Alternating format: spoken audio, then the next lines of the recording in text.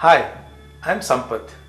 Over the last 2 decades, I've been focusing on trying to understand my own self, human behavior, and the way it impacts the organizational culture. One thing that has stood out over the years of observation is that everyone, be it an individual or the organization, have a deep down desire to excel.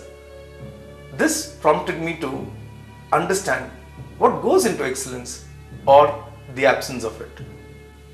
When one wants to get onto the path of excellence, it is critical to understand what one wants to excel in.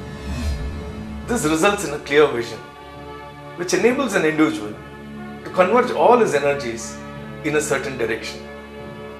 Once the vision is set, the next critical question is how to achieve the vision. This enables the individual and the organization to set clear values they will stand by in their journey of excellence. Once the vision and values are clearly set, the next important element is the ability of the individual to be a learner. Learning is a critical dimension that allows an individual to be on the journey of excellence. Vision, values, and learning are the critical elements in nurturing excellence.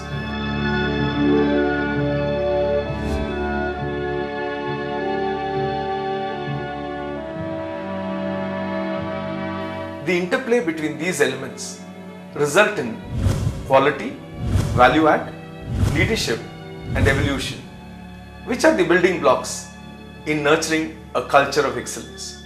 The interplay between learning, values, and excellence results in great deal of clarity, conviction, and innovation, which produces quality in whatever one does. The dynamics between learning, vision, and excellence enables focus, farsightedness, and innovation, which results in value add in whatever one does. The interaction between learning, vision, and values results in clarity, focus, and alignment, which forms the foundation of leadership.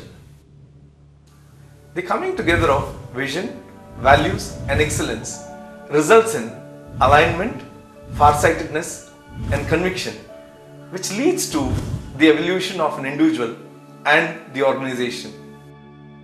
Having said all this, every bright side has a shadow to it.